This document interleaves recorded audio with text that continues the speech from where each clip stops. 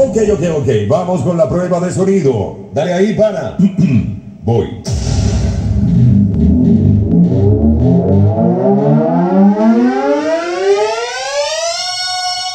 Activando el power.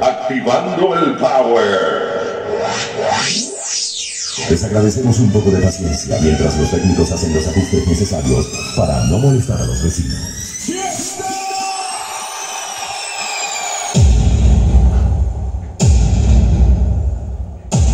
Ok, ponte atento.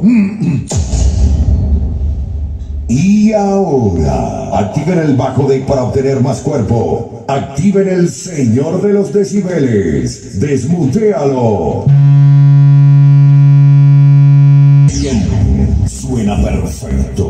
Súbele. Bájale. Vamos ahora con los medios.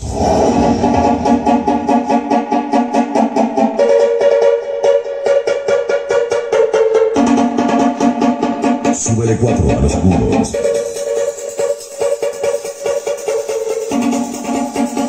Bájale a 2.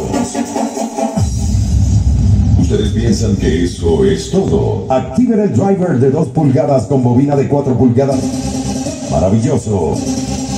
Sorprendente nitidez. Ok, ya estamos listos. Prueba general.